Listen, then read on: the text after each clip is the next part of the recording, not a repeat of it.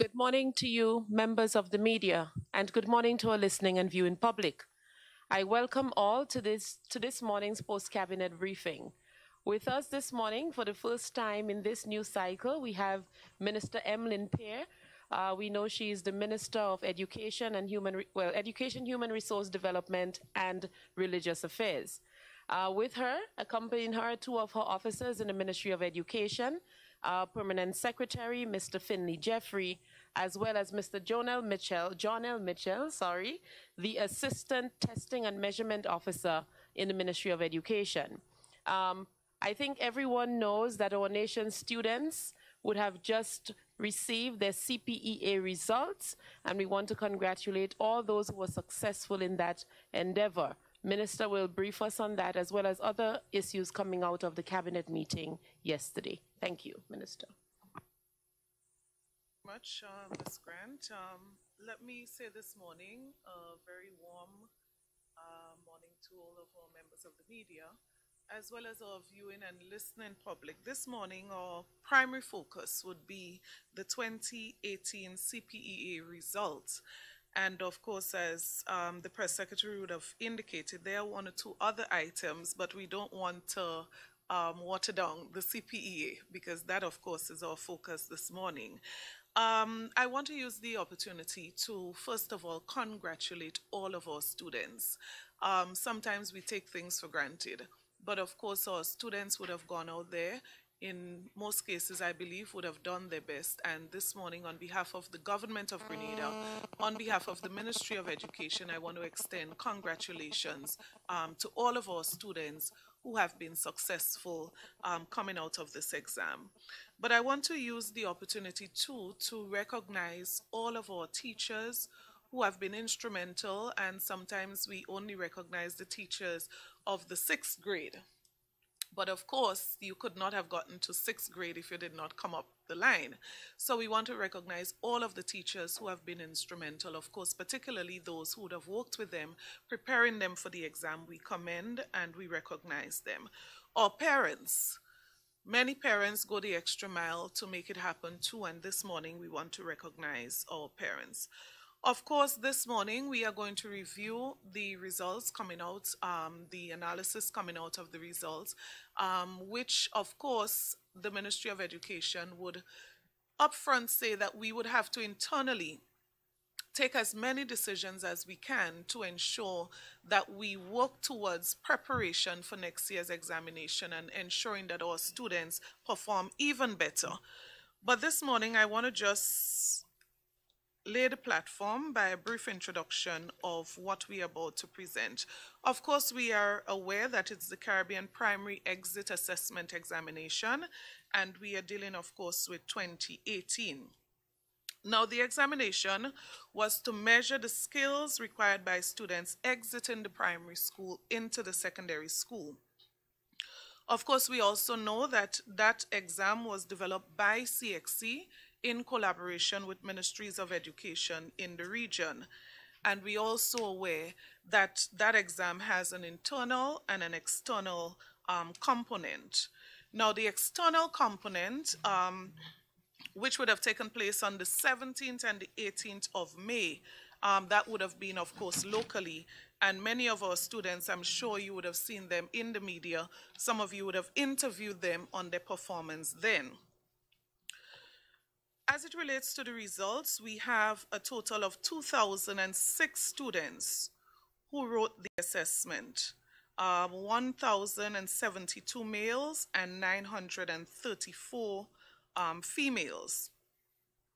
As it relates to students who have been assigned, we have a total of 1,808 students assigned to secondary schools in Grenada, Carriacou, and Petite Martinique, which means that we have a total of 198 students who were retained at the primary school level. That includes 45 females and 153 males. And these students will have another opportunity to write the exam in 2019, or to do the assessment in 2019.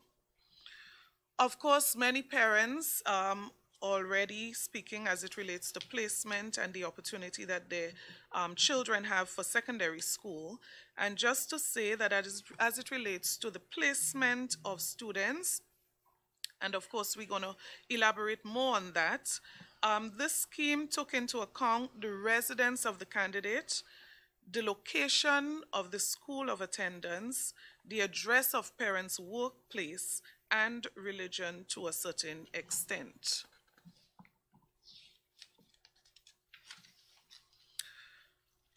Just to add, in 2015, 2016, 2017, and this year, 2018, only the students who attained 50%, both in the internal and the external component of this exam, were assigned to secondary schools. Of course, we have received from CXC more detailed figures, more detailed explanation of the examination, and the PS and the officer from the exam unit would go into further details. But just to say that we do have some concerns. While we do recognize the outstanding performances of some of our students, we do have concern about some of the performances that we have seen. And of course, the Ministry of Education has already started discussing the results and already started looking at some of the actions to be taken as a result. This morning, just to switch a little bit, and we're going to come back to CPA when the other two officers would address you, but just to provide some general information as it relates to Cabinet's recent decisions.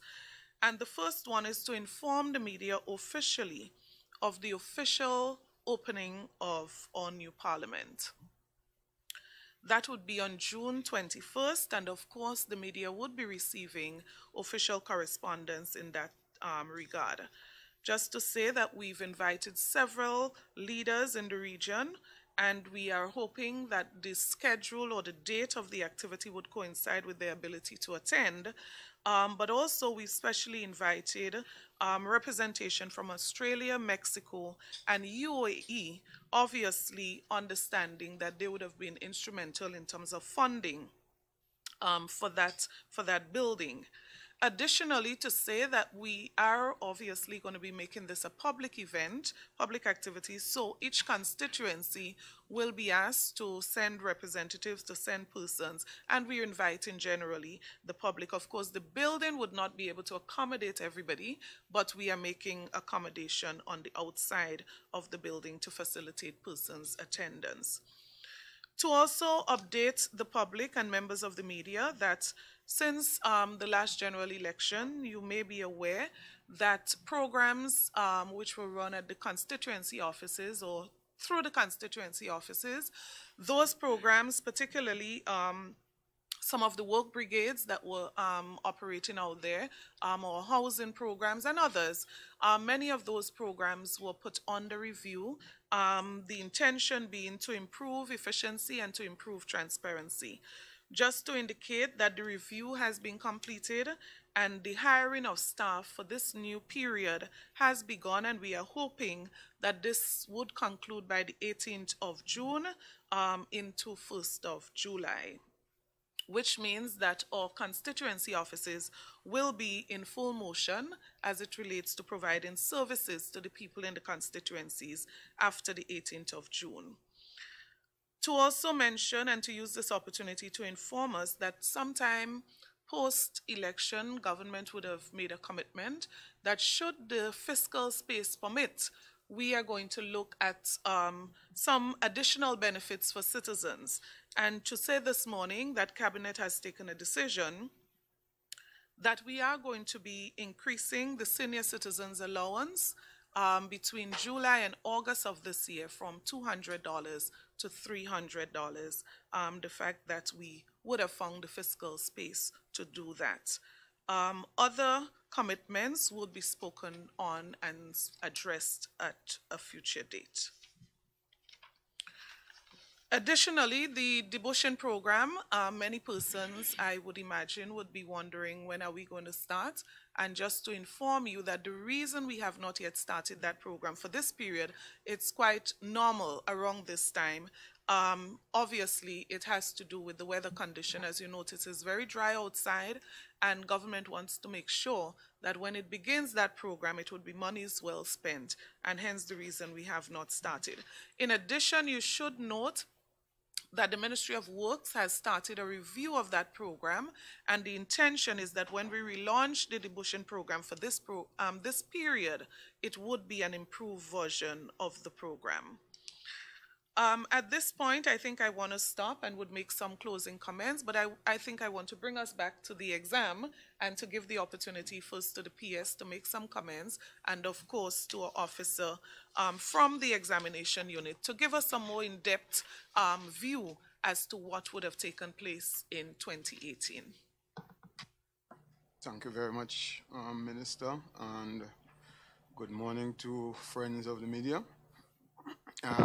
As the Minister would have elaborated, our CPA results are out, and we have been, from the Ministry's end, we have been looking at the results, making our evaluations, doing all our analysis on the results.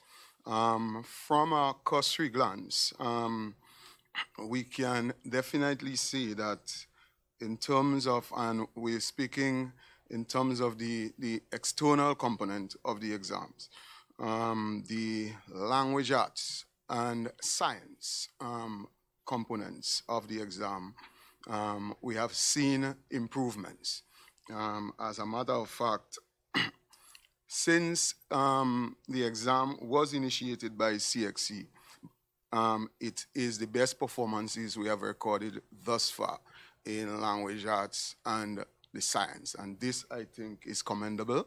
And as the Minister said, I want to publicly commend the students, the teachers, parents, and all those who played a part in that. We're seeing, however, that maths continues to be a thorny area, and this is something that the Ministry will be looking at and will be tackling head-on. Maths has dropped by about 2%. Basically over last year. And so this is one that we have to give some heavy considerations, and we are already putting things in the process. You know, we have things in the pipeline that we will be doing to address and to tackle some of these issues.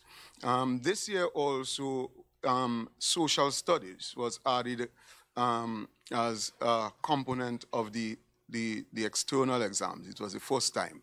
And so while we do not have a basis really to really compare, we are concerned also about what we've seen coming from social studies. And we will also be looking in depth at this to ensure, you know, that we tackle this, because when we look at the averages in social studies, we've seen that we have just about a 54.6% pass rate. So this is also a cause for concern.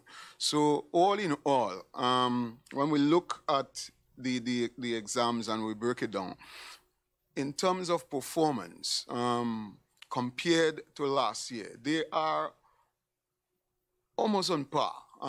This year we had a slight dip. Really overall, but they are almost on par. And so those things, while parents and so on are elated and they are jubilant, from the Ministry's end, we are now taking these results and we are doing our review of them, our analysis of them, so that we can move forward, as the Minister said, to have better results in 2019. Let me just turn it over to the technical person, Mr. John L. Mitchell, who will give you a more in-depth analysis of the results. Thank you, PS, and good morning to you members of the media and also to the listening public. And I would also like to add my end of it to congratulate our nation's students on the performances, parents, teachers, and all of the key stakeholders who have been involved in the process over the last year or so.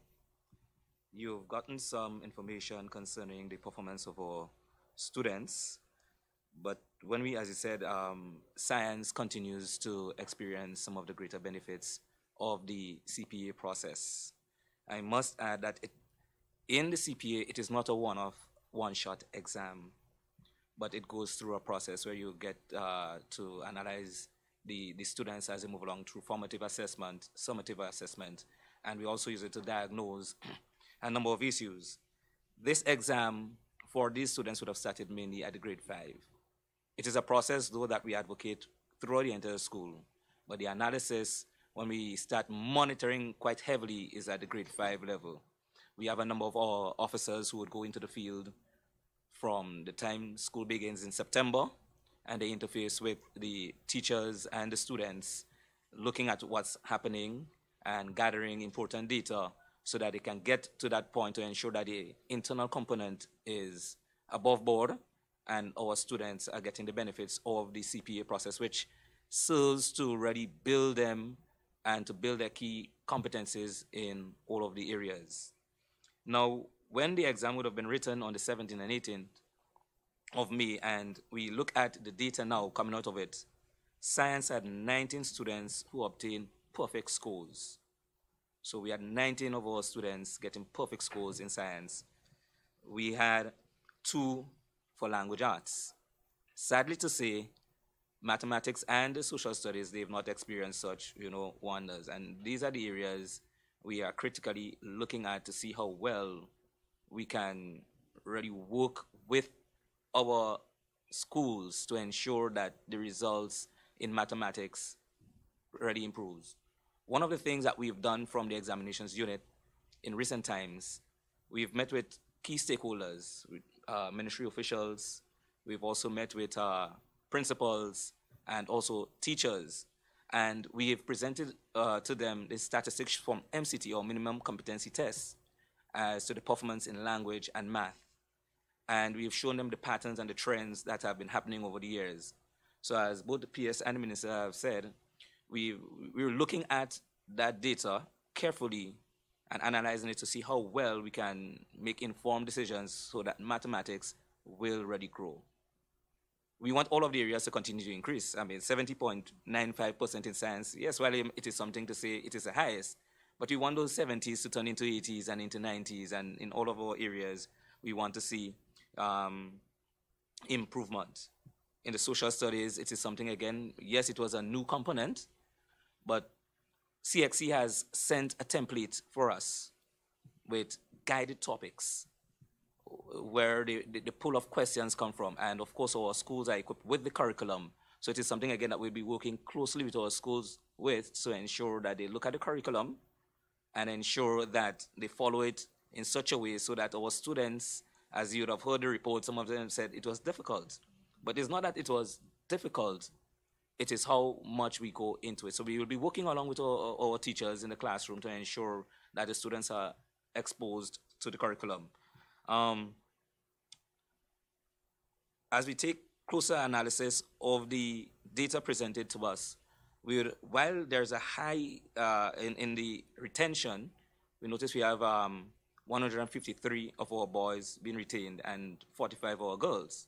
However, though, when you take a close look at the performance level and, like, let's just say the top 20 thereabout, we have quite a bit of males dominating this time around.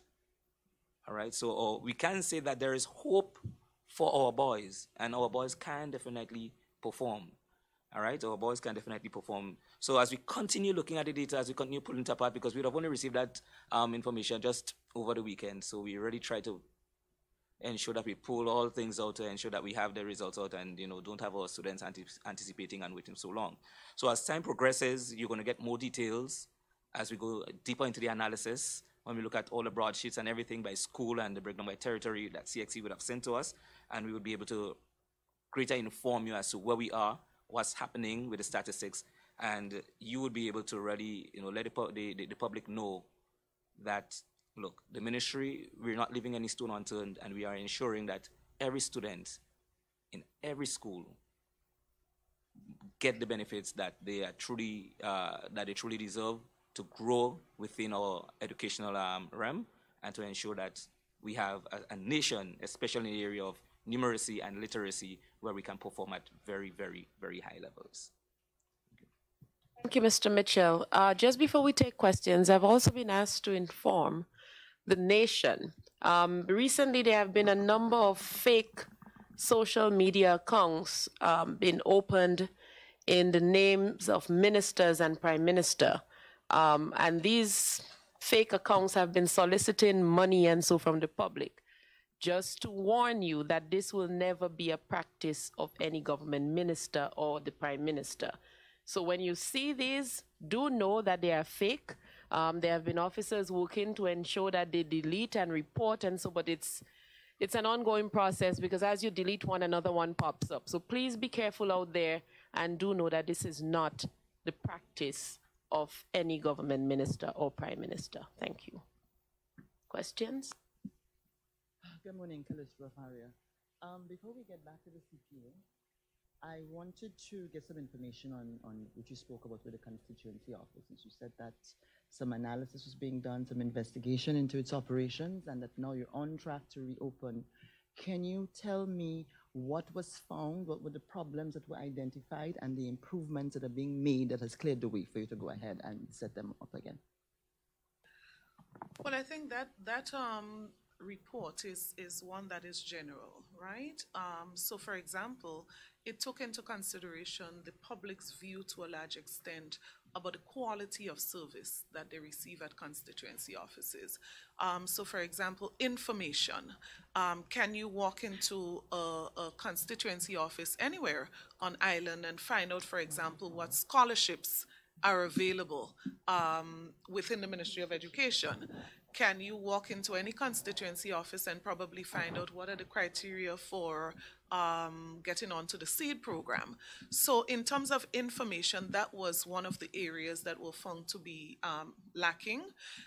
Consistency was another one, in that various constituency offices would have implemented similar programs, but what you found is that there were significant differences in those programs in different constituencies, and differences that we did not think should exist. So for example, let us say you have a person who is working in the brigade, that's probably a perfect example, as a skilled worker, and that person makes $1,000 per month, just using a figure. And in constituency B, that same skilled worker probably makes $1,500 per month. Probably in both cases they deserve more. But what government feels is that it should be consistent. So that person in constituency A should not feel disadvantaged in any way, but it should be across the board one flat salary. The other thing that was also reviewed was the level of supervision of projects implemented in the various constituencies. And that includes both social programs as well as infrastructural programs. And the feeling is that there needed to be greater supervision of those activities, and making sure that there's value for money and monies are well spent, but not just supervision in the field and as it relates to projects, but the feeling is that even at constituency offices, we needed to upgrade the level of professionalism, the quality of service that is delivered at those offices.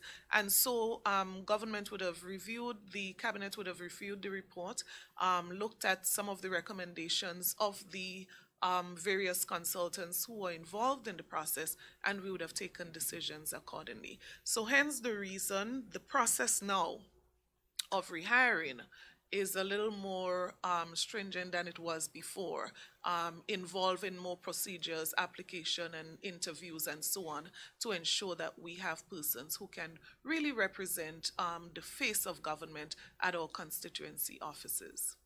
Apart from this, which you just mentioned, what other recommendations were made by the consultants for approving operations and services out of the offices? And did it also address the corruption that goes on with government material? And so there was some information in the news, the police had gotten involved in some of it, but then as these things go, disappeared. And so did they focus on those things? Right, well? So I can't speak to the news item particularly, but but know to the issue of the consultant, right, so I'm government. answering that part of it. The consultant did not look at housing particularly. Why? Because Ministry of Social Services was looking and reviewing that, and Ministry of Social Services would have also started the process of making recommendations to Cabinet. So I'll give you one good example.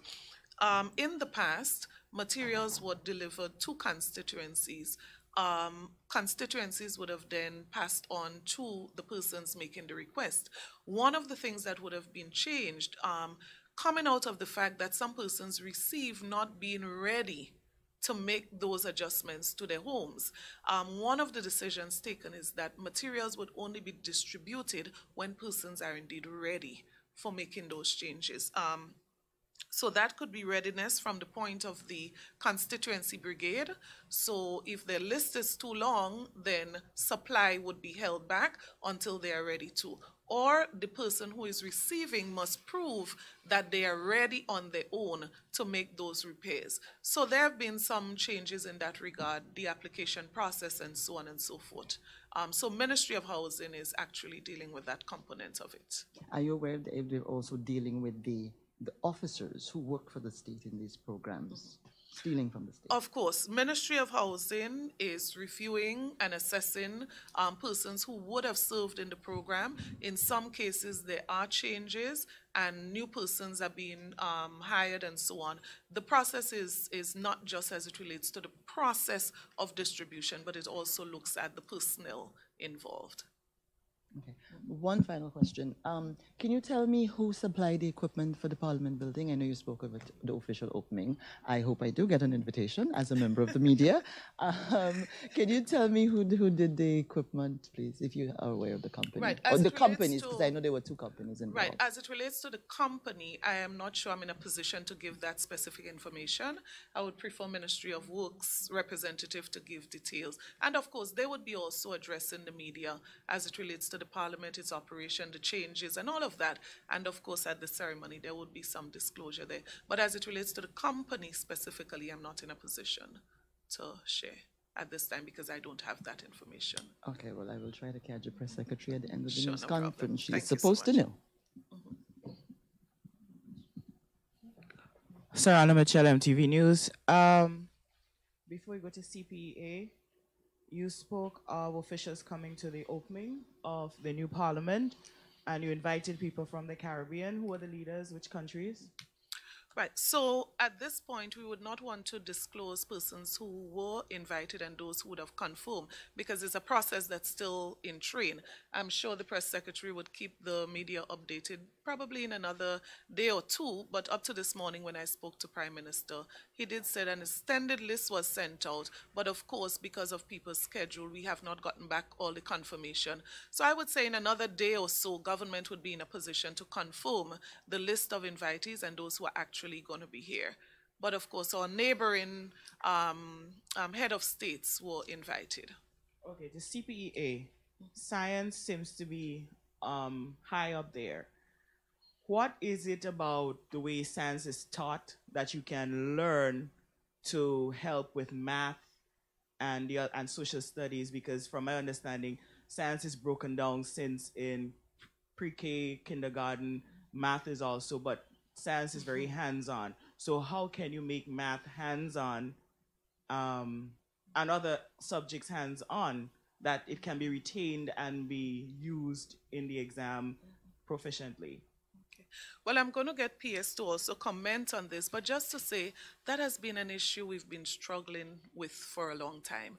And of course, through teacher education, through encouragement of our teacher, there have been several programs encouraging us to make math more hands-on. And you're right, the approach, the way, the methodology that we use can also make a big difference. Last week, we would have had the opportunity, well, I had the opportunity, it was not the first, but had the opportunity at the St. John's Science Fair. And I'm so happy you mentioned the relation between science and the approach that is being taken. And of course, we have to, not just with math, with other areas as well. But PS, you want to comment further? All right, thanks. This is indeed a good observation. And what we are doing basically and what we have to do is to stick at it. So we from the ministries and will be concentrating a lot on the professional development of teachers because we found And this is something that is startling, that we have a large amount of teachers who are still untrained. You know, so the process of training and retraining of teachers, especially in those areas like mathematics and so on, has to be an ongoing thing. It has to be something that we put on the front burner. But not only that, you see, sometimes we speak, but we speak sometimes based on our own assertions, based on what we feel, and so on, without really having the empirical evidence that we can point to. And so what the ministry is now in the process of doing is hiring what we call a research person, somebody who can research, actually do the research, because really and truly we have not done a lot of the research to pinpoint and say where we are going wrong. So we may say it's not enough hands-on, and so on. And this is our assertion, basically. But we want to target it. We want to get right down to it. So as of September, we already, and ministers already put that in place so that we can hire a research person, a research analyst, who will go into those data and do the proper research. And then we can roll out from there. And I think this would be a very good way to go to tackling some of those issues that we have in terms of math and what have you. Sherry and Noel, GIS. I want to ask a question based on the number of students that were retained, the 153 males and the 45 females. I would like to know whether or not you would have received data or information as it pertains to the reasons that these 198 has to be retained at the primary level, so that teachers now will know exactly which areas they would need to work on with these students in order to get them to speed to be able to sit it in 2019 and gain a place in secondary school. Of course, we have that kind of data. In order for you to be assigned to a secondary school, you must have obtained 50% in both the external and internal component of the exam. So therefore, that means all those who have been retained, 198, they were not able to attain that 50%. What CXC would have given us on the broadsheet, and additionally, each school will be getting that, as well as each student. So whether or not you were assigned or unassigned, they're going to be getting their raw scores. So they can look exactly and see where that student would have performed. So out of the possible 100 in science, how much did I get? In math, language, civics. So they would know the areas where these students are struggling and the areas where they need to concentrate more on. So in cases of the 198, and what we realized the stats would have said to us over the years is that most of them, they do get that opportunity again to rewrite the exam, and if not all of them, they tend to move on in time to come. And a matter of fact, some of them, because I remember there's this one particular student, up to this morning I was interfacing with that stat from Carrico, I believe. He was not unsuccessful in the exam last year, and when we looked at his stats this year, he did really, really well. So there are things and there are measures in place within the classroom from the teachers where they work with the students who have been retained to ensure that they come up to that optimal level that we're looking at. And my next question has to do with placement. We know that there are a number of secondary schools that have received expansion over the years, and there are those that, well, expansion hasn't come their way as yet. In terms of placement and the number of male and female that we have, how much of a task was it for the ministry? Because I know what you would have now and what is the procedures to follow. You would have parents whose sons or daughters may have been placed in a particular secondary school, and they would like to have them, some of them in the secondary school that they went to, or whether there's a brother or a sister. What are the procedures to follow now? Placement.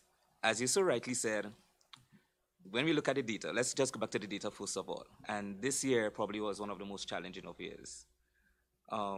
Last year we placed, I think, something just around 1,700 thereabout. This year we had to place 1,800 plus. when we look at the space, the infrastructure that we have in some of our schools, they can only hold so much amount of students. When the students would have filled out the placement form, let's assume a school could only hold 100 students. And when they fill out the placement forms, and we look at the data, we may get sometimes 200 students wanting to go into that school where there is only 100. How do we break that? Now, as has been given before, the top 300, they receive that automatic placement into the secondary school. So your first choice would always be yours. Thereafter, the policy, based on the ministry's policy and the act, it says to us every other child would be zoned. So you are placed in a case of zoning. So let's take a school again where in the top 300, that school probably got 94. And they can hold 105. So you notice what's happening here. Just about 11 students who can really go to that particular school. How do you place them into that? So again, the zoning comes into play. And as you so rightly said, parents, they will want a transfer. So we've left room for that, knowing that they will come, but there are procedures to follow. First of all, the forms have all been made available to all of the primary schools where the students attend. So they go to the school, they would get that form, they fill it out, and they leave it with the principal of that school. The principal of that school brings it into the Ministry of Education, where a panel will look at it, and they would assess it based on needs. And the needs may vary. Let's say, for example, a child may have some medical issues, and or disability accordingly. And for those reasons, they cannot attend a particular school based on its location or based on the facilities that they may have. So that's one of the considerations. A child like that would be highly considered.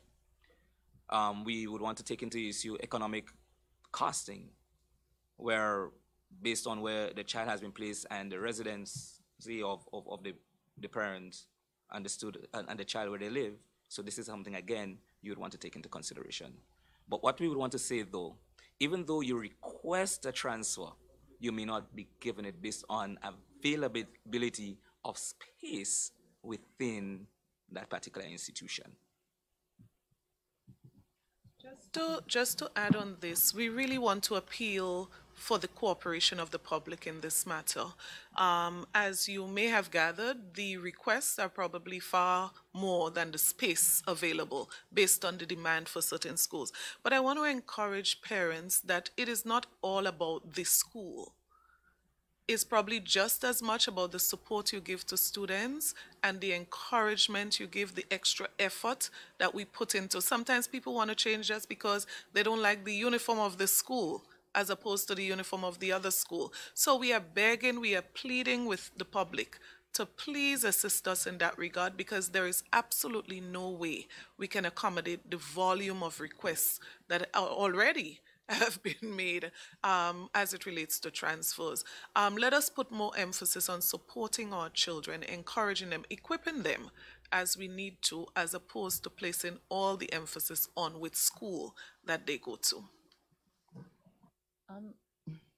I wanted to find out, explain to me the 300, the best 300 performing students have their choice of schools. That's what you said? And this is enacted in our laws? In the Education Act, you said that? I know there are policies in place dealing with that. And initially, it used to be the top 50 alone place. All right, and then I know over the last 2 years, some policy changes have been made on that, where the top 300 now are being placed. Okay, I was wondering if you could possibly explain to me why is it in a group of a full group of students that a particular number, yes, they're the top performers, but in this instance, I'm not really understanding why it is, and I'm sure it's been happening forever. I just was not paying attention to it. But explain to me why that is so. Is it because they've performed well that they are being given the privilege of having to go to the school that they want to go to? Yes. So does that help to put the good performing students in one set of schools, and another set of schools gets the kids who what's the word we're using this days? It's based on choice. First of all, you have a choice to decide to go wherever you want to. Mm-hmm. But only when the first 300 get their choice. the choices. When CXC sends the data to us, the first choice that is, all right? When they send the data to us, we just put it as is. It's ranked from top, go right down to the lowest performing. Now, if you look at it carefully, when we do the placement, because even the placement we analyze before the results come out, every school on the island have students who desire to go to every single one of our secondary school as the first choice. There might be some where more would desire for that particular school. But when we look at the data before us, prior to, because the placement is done, the initial placement is done way before the exam comes out. All right? It's usually done then. And because we need all of that to inform us as to what the numbers look like after we would have done the placement and all of that. And when we look at the first placement choice, every school on the island has a number of students that so desire to go to these schools. So it's not one particular school getting all of the top performances within the top 300. And we must also be mindful, even though I may fall outside of the top 300, let's say that the cutoff point for the top 300 is 405. The child probably has placed 350 or 400. It might just be a difference of sometimes 7, 8, 9, 10 points when you really look at the data. So it's not that they're far off, all right? We look at, for example, first place was 481 points.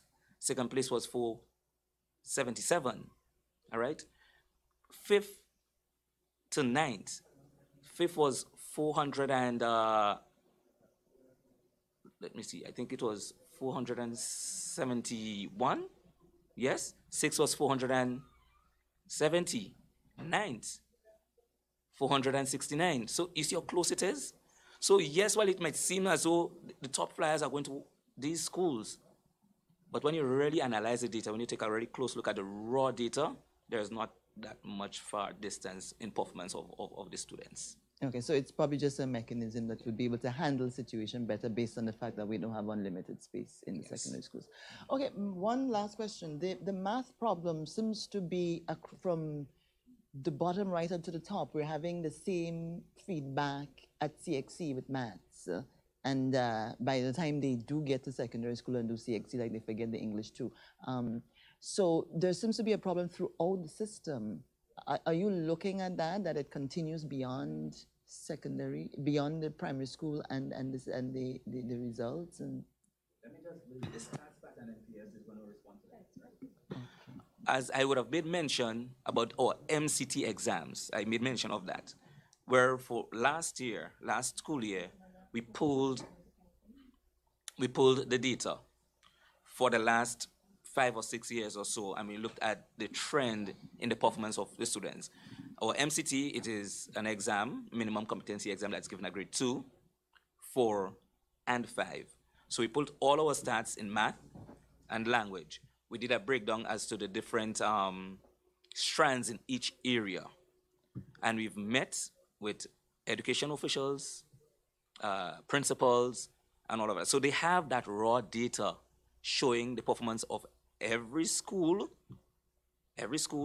as well as general. So these are the data that PS and all the others, and when they pull the technical team together, they're definitely looking at, and they will be able to, give some more informed decision to the schools. So I believe PS would be able to better speak in that area. Right. This is an issue that we cannot bury our heads in the sand and pretend that it is not like this. It is. It's a Caribbean problem. It's not just a Grenada problem. And so even from the Caribbean level, the OECS, some of the donor agencies, they have put together engagements where you have some of the top minds can come together and knock heads over this thing, finding a solution, because it has been there for some time. How do we deal with it? Well, for one, from our Ministry of Education standpoint, we are in September of this year, we are going to add one more mathematics curriculum officer. To buttress the one that is already there, because we are putting a lot of emphasis on this, and we believe that those technical people are the ones who have to guide and direct in terms of the curriculum for maths. So this is one of the things that we'll be doing straight off the bat, adding to that curriculum person in the ministry. So we add to that capacity.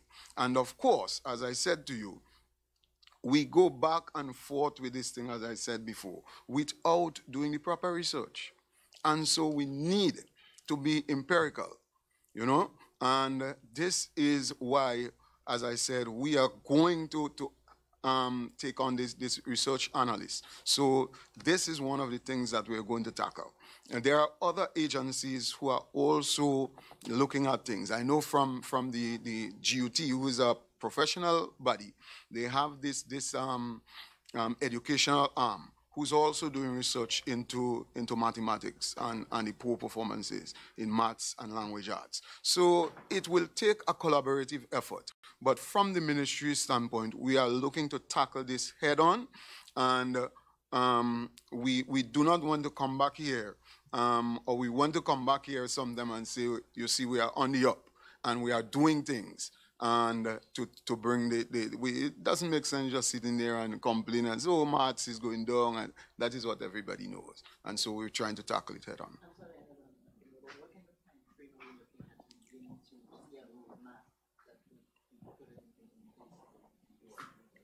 Well, it is something that we are going to take. We have a strategic plan that we are going to roll out in time in the Ministry of Education. We are working on this. And so the strategic plan will inform all of these deadlines and timelines that you are looking for, right? But we are trying to grapple with this as best we can and strike the iron while what the saying is. Rachel Payne, WPG 10 News. My question is relating to civics, right? Following the exams, the children were complaining that it was hard. And now that the results are out, you're saying that we have a pass rate of 54 point something percent. What are your plans in going forward to help the students, the coming students, to increase their grades? What it was? I didn't hear it.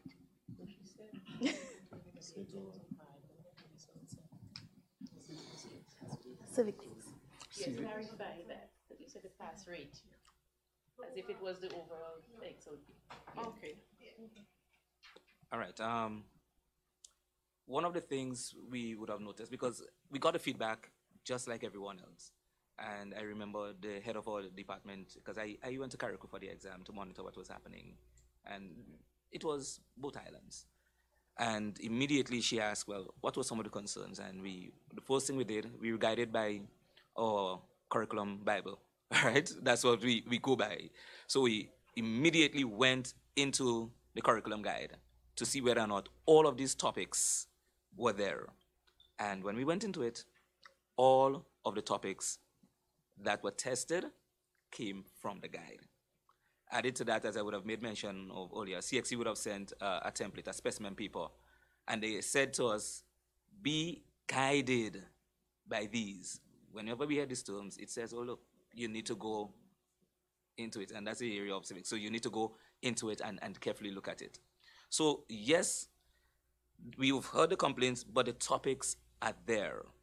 What has to happen now, because, and I believe, and that's my opinion here, because it was not tested when the exam began in 2012, the kind of emphasis that had to be given to it was not really given, all right, in a sense. So now that it is being tested, you would find teachers exploring topics at greater depths, exposing our children to more. Because the questions are not in the civics, it's not, and this is a curriculum that's used by all of our OECS countries. So it is not just unique to Grenada. So you would get things that would have impacted on our history over the years through, the Caribbean, our ethnicity and, religion, and all of those things. So you would get our teachers exposing our students to more.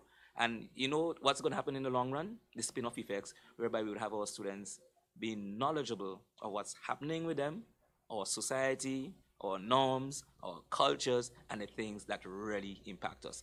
So I believe in time, because the test is now there, that measure is now there, we're going to see the spin-off where the curriculum guide would be used even greater, and we are going to ensure it in our monitoring that they really go into it as we go into our classrooms more and more.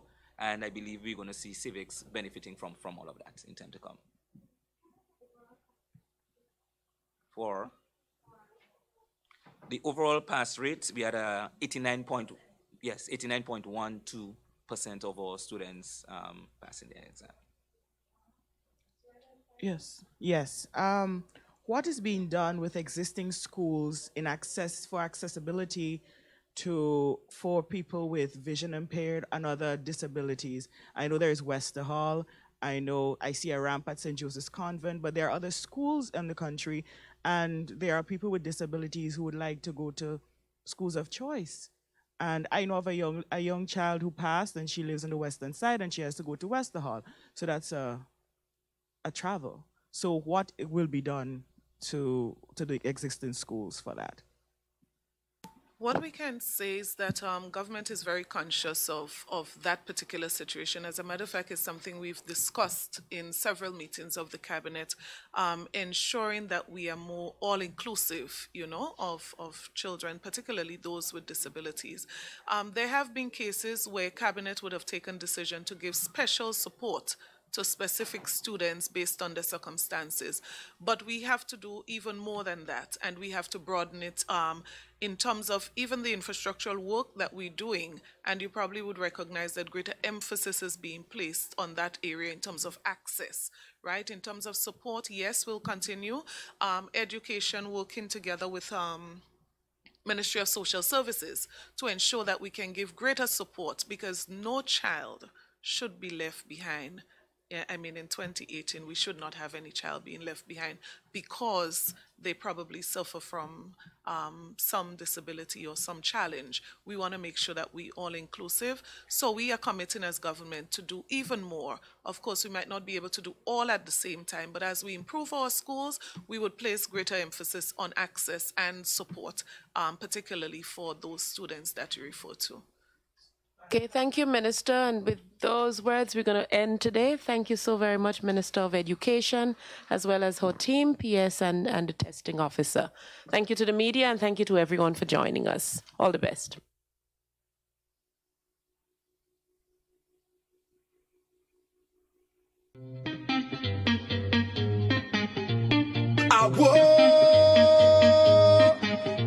Watch them, when we jump and sing. Can't stop on body balancing. Whining in and out of time, with them spread out and go like cake when I sing. When the bubble and start back it up, make the thing explode, give it up. Oh Lord, I am tempted to touch when them legs apart and them open it up and say, whoa, this party I have plenty thing. Oh Lord, I say, watch thing, hey, whoa, this party I have plenty thing. It's plenty thing.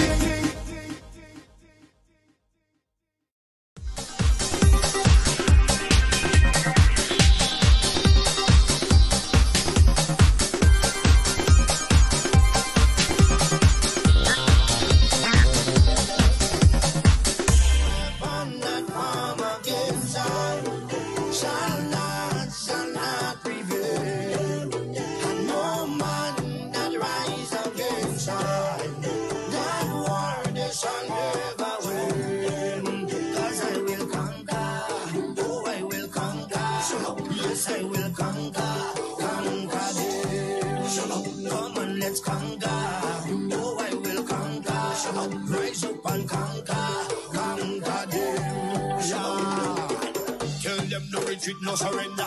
I shall fight till the end of days. I was born as a Makai warrior, and the Almighty God my blade. Fire burn all Satan carrier. Father loose all shackles and chain. This morning first thing as I wake up, King David turned Sam to the brain. Don't let your courage go down, keep it up. And if your heart rip up and stitch it up, don't let your faith them fall, pick it up. When my cup was empty, God fill it up. Don't take the devil contract, rip it up. And if your bad mind people to go meet it up, pass me the Congo drum and let me beat it up. God on my side, me no give it up. So no weapon that form against us shall not prevail. And no man that rise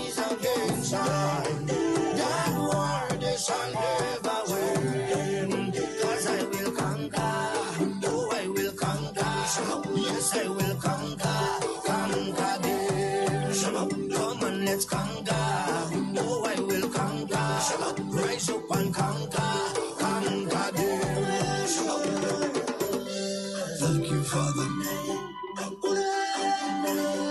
I want to say thank you, Lord. You are everything, Father. Thank you. Father, you alone shall guide me. No man shall lead my path. In the wind I hear your quiet whispers, and you heal my broken heart. Even some of my friends turn enemies, and they pray for right to feel. And remember, you gave us your only begotten son, but we gave him the wind of life. Send down your warriors with the hello. They carry down to the end of days. No matter how the devil try trick me, unto you my soul I will give. Father, I know this time is coming. I can see the high tide raise. Without you there is no other. Could it be that we in myself? Weapon that form against us shall not prevail. And no man that rise against us, that war they shall never win. Because I will conquer, oh I will conquer. Yes, I will conquer, conquer them. Come on, let's conquer. Oh, I will conquer. Rise up and conquer, conquer them. I am a man. I am a champion. I am a warrior. So who are you to tell me that I cannot make? Who are you to tell me that I am not the greatest thing that God ever created?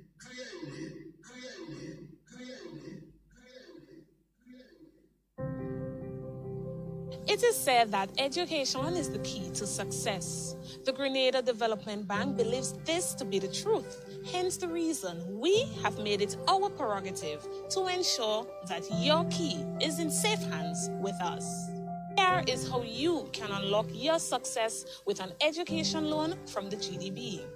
We offer you 3 loan options. We've got our regular student loan, our work-study student loan, and our special student loan.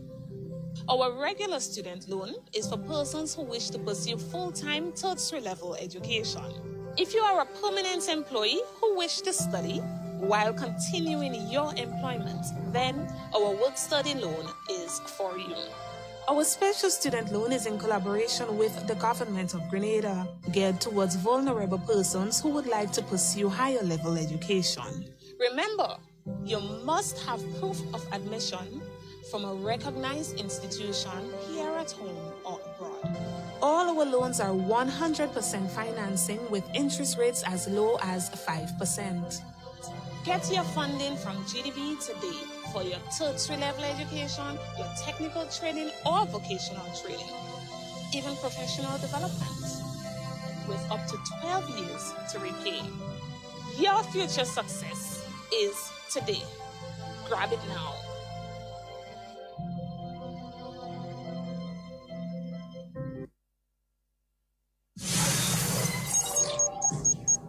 You're listening to Hard Talk Grenada via www.hardtalkgrenada.com. You see all I know it, Job King and them. She cried to play the job, she lied to play the job, she cried to play the job. She wants to play the job, job she like, she hire a nanny to watch a child, job she like, she do run road, she walk a mile, job she like, she buy a hard stepper, butterfly. Just say she showed the job the butterfly. Yeah, butterfly, we dance. Yeah. What she do? She showed the job the butterfly, the butterfly. She showed the job the butterfly, I get so high. She showed the job the butterfly. Let me behave yourself. You will behave yourself. I want to do the butterfly dance, man. Butterfly. Yeah. But the butterfly. The butterfly. Yeah.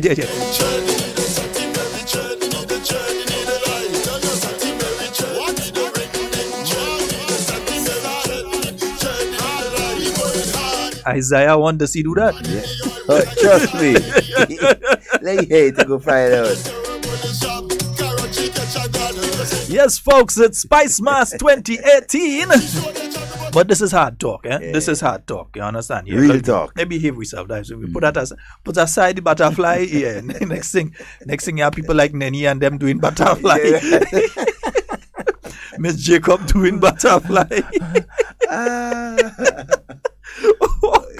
Imagine Kami at the terminal doing butterfly too. Kami has sale people.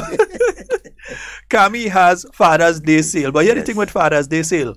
Father's Day sale means that the mothers have to make themselves look special too. Yeah. So you're going up and you're getting your nice little makeup and thing by Kami. You could go and you could get a day, get a nice little handbag and thing. Yeah. If the father is a bus driver, you could get a nice little bag and thing. Right there. You get it by Kami. Check her out. Bills are the pay. Also, she have some pineapples and some. She have pineapple? Yeah, I see she have about 2 or 3 pineapples. She didn't see me, but I watch it thing good. Some pineapples and some other fruits and thing right there. Go and support Kami. She have it locked. Boy, yes, boy. Kami, you know. Kami. Kami, morning girl. One-stop shop. So, folks, Kami has your little Father's Day sale and thing. And for those of you who would be coming in for Spice Mass, remember when you're in the capital, make a little pass by her. Even if it's a little bottle of juice or something, a bottle of water you buy or some kind of thing, a lady does give back a lot and so on. Yeah, so make a little pass and check out Kami. Let's say a special good morning to Patricia and Matthew out there in Canada. We hope that you're having a wonderful morning this morning. Good morning to you, our good friend Ian. Out there in Canada as well. Yes, Sonia also. Sonia Nelson, good morning, my dear. The entire Canadian passe. Yeah. Good morning to that. Toro. Depot, good morning to you. Nenny, good morning to you again. Nenny, good morning. Yeah, and good morning to Behind the Fence. Yeah, up there in Happy Hill, Behind the Fence. Good morning to them. Yeah. Behind the Fence. Miss Bernadine. Miss Bernadine, good morning. Mommy George. Good morning to you. And and the man that stretch out there right now, making sure the bones heal properly and them kind of thing. Yeah. Jurel, morning. Yeah, morning to you, sir. We hope everything coming on along. Okay. Pinky, morning. Yep. Veronica, we miss you. And to all the Toronto Passy. And to all the constituency offices. We're saying a special good morning to all of the constituency offices and the staff out at the constituency offices. We hope that you all are having a fabulous day today as well. Yesterday, Devon, we had the announcement, the official announcements. CPA. Yeah, boy. And here the thing, Devon. They say boys this and boys that. Well, the boys and them top the thing, you know. I find them boys and them realize what too much of people saying too much of thing about us. We go take the lead this time. Yeah, and listen, let me see. 1, 2, 3, 4, 5, 6, 7. 7 at the top 8. Boys. 7 out of the top 8 is boys, Wow. The boys started dominate again. Dominate. And not just dominating in the entire thing, you know, but in the first 10. Yeah. So let's see here. Joshua Wilson Dumas. He would have placed top in the island with 481 points. He's headed to the Westmoreland secondary from the Westmoreland Junior. Joshua Noel in second position. Joshua in first, Joshua in second. Wow. So anybody go name your children Joshua. I see something walking there. Right. So Joshua Noel in a second position, and he is a student of the St. Mary's Junior. 477 points, heading to the Presentation Brothers College. Maya K. Carter, the lone female in the top 8 there. She is from the St. George Anglican School, Hindesy, and she's headed to the St. Joseph's Convent, St. George. Henry Roberts, was at the St. Joseph's RC. He's headed to the Presentation Brothers College. Sean Roger Sprunky, he's a student of the Westmoreland Junior, heading to Westmoreland Secondary. Dylan Nelson, in sixth position, there's a tie for 1, 2, 3 people. That's between Dylan Nelson of the Beacon Junior, Zion Brewster of First Choice Junior, and Jomar Mitchell of Beacon Junior.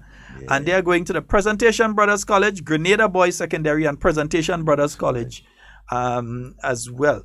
So since you have 3 in the 6th, then the next is 9th, and they're 1, 2, 3, 4 in 9th position on 469 points. You have Shelby Tygon Nichols of Alpha Junior, Deanna Joseph of St. Andrew's Methodist, Macaria O. Warwood of St. George Anglican Hindesy, and Brenton Langine of the St. George SDA. All right, so yeah, boy, it's and you realize that a lot of the schools, you're seeing St. George SDA there, you're seeing St. George Anglican Hindesy as usual. Hindesy generally does be punching up there. This year, the St. George's schools dominated. Yeah, yeah, especially in the top 10. So it's a wonderful one. And we'd like to congratulate all of the students and all of the schools, not just the schools that placed in the top 10, but all of the students who would have been successful. To those who would not have been successful, it means that your work to be successful starts now. It doesn't mean anything has ended. It means that your work to make sure that your name is called, and there's nothing that says that you failed this year and you can't be in the top 10 next year. There's nothing to stop that. It's not impossible. Nothing to stop that except you. If you don't believe you could do it, you won't be able to do it. You could fail this year and come in the top 10 next year. I bet you. Some of the schools, those are the schools that perhaps didn't place in the first 10 or even 20, but had 100% in terms of the performance. All schools that entered 50 persons, 40 something, and got all passes. And so congratulations to all of you. I find Zephyrin trying to send us a smart man message there, talking about all kind of hair products. You find something wrong with me here? Yeah, nothing wrong with my hair, Zephyrin. Find something wrong? Oh, I'm the man. I have a hairdresser. I could just go and sit down and I do ask no question. Zephyrin. Right. Yeah, we have all types of hair and beauty products at Sarah's Hair and Beauty Supply. On Ben Jones Street. Ben Jones Street, Grenville. Wow. So Ben Jones Street, Grenville, Sarah's Hair and Beauty Supply. Yeah, you're trying to send a message to us as smart as Zephyrin. I understand. I mean, well, for Sheldon, you can't see my hair. You don't know if I have hair on my head. Right. Oh, that is why. Make me sneeze one. Yeah, boy. Make me sneeze there. I want to say a special good morning to some of the workers of our nation. Especially... Some? Well, all the workers of our nation. A special category. A special category. The workers in the Ministry of Health. Right? I mean, looking at them, some of them this morning going out in their force.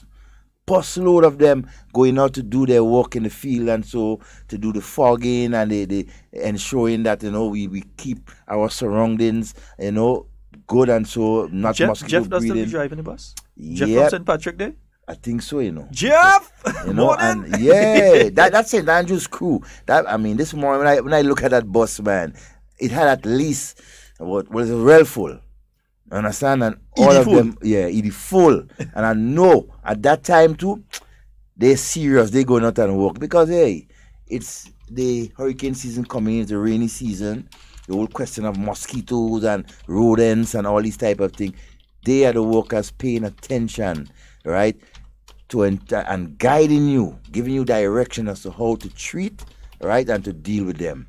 Pay attention. The Ministry of Health workers, they are doing an excellent job out there. Give them the support and assistance in any way you can. You see? Okay? You see the kind of things, Zephyrin. We have shampoo, conditioner, and oil for men and women. You find my hair look dry? You the Zephyrin. And they quite way there in Long Island away. Why you know that, boss? Long distance in Long Island. Boss, you will want to see the amount of hair products I have home, and it's just me that's bad treat the hair when I'm ready. Okay. You want to see? I have a shelf of hair products in it. So you name it, to have it. So here, let me ask you that, Zephyrin. You have a special discount, a 50% discount for me and Sheldon?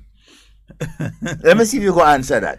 50% discount, me and Sheldon. I think about anything you have to do with locks, I probably have it at home. I could start my own locks business from home. It's just me that like the bad treat the hair when I'm ready. Right now, I just decided I ain't bothering with it. So I can't let Cammy see it because she go rough me.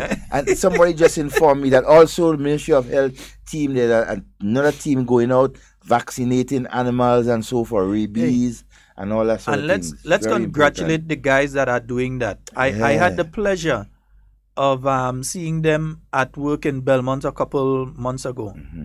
And believe me, they're very professional. They were passing around with the loudspeaker saying that they're vaccinating animals in the area. Mm-hmm. And one of my friends brought out their animal, and I could tell you that within 5 minutes, they had vaccinated that animal. and they were able to take the animal. She was able to take her animal and go back within 5 minutes.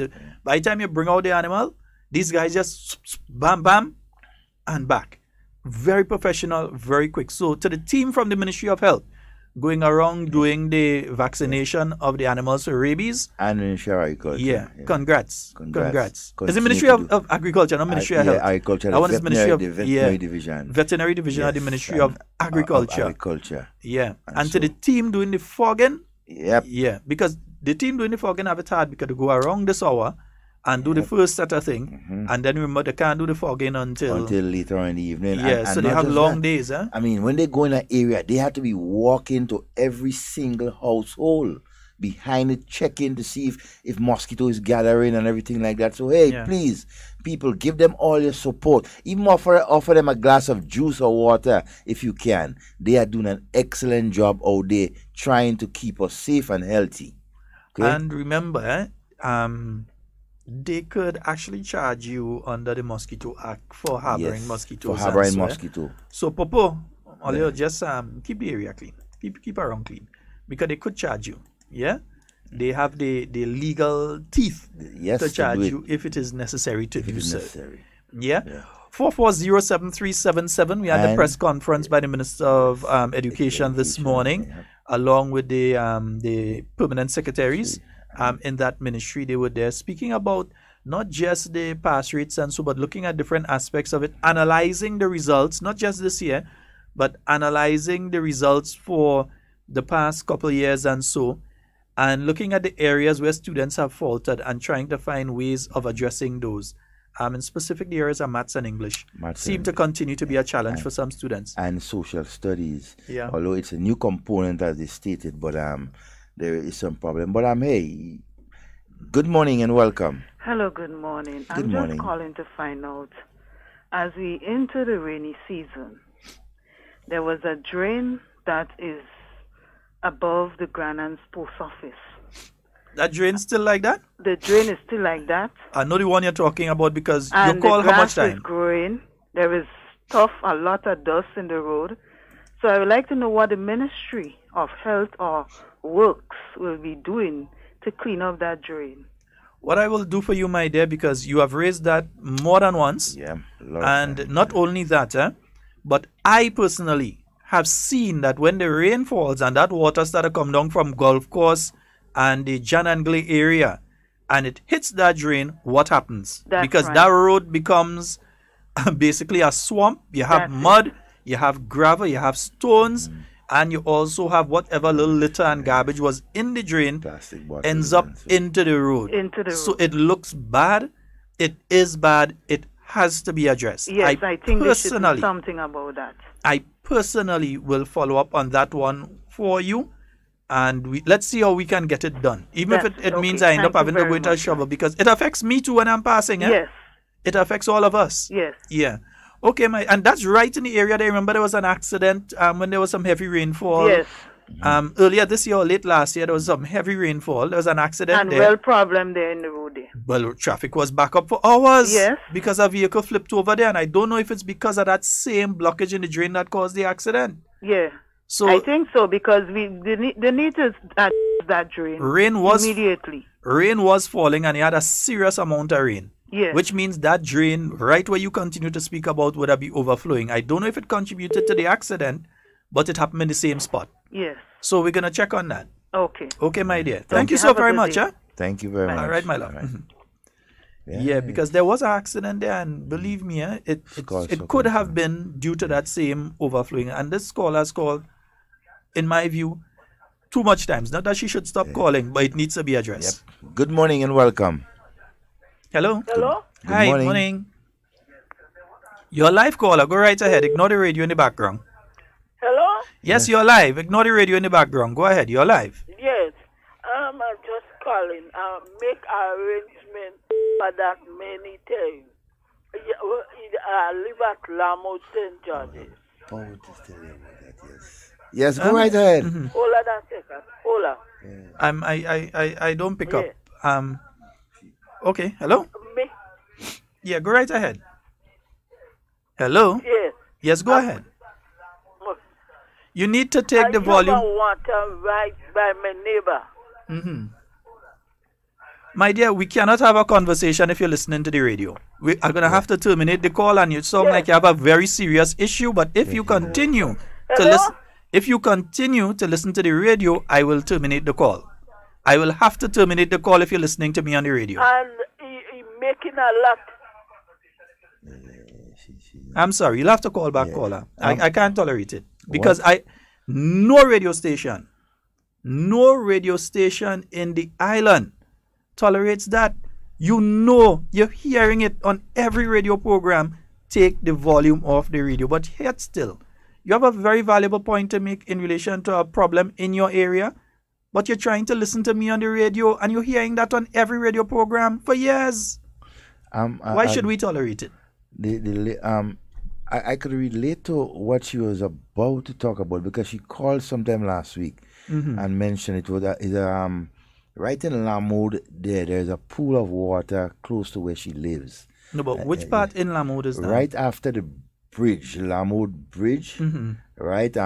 There's a road on your left-hand side, right, going in. Right, the church is right there, and then let's speak to Works right after in relation. So call back, caller, but take the volume off of the radio. Yes, good morning. Good morning. Good morning. I'm cute. Don't call my name. We always want people to hear my name. We always call in your name because we don't hear you. You must call it out, and you hear the laugh song, healthy and nice. I love to hear that. I like it. I ain't heard that in about 2 years. I ain't heard that laugh in about 2 years, Auntie Ruth. How long? About 2 years, I heard that laugh. Strength. Strength in a woman. That is a precious, happy laugh. Yes, and I love that. I love that. That is a medicine for my sick body.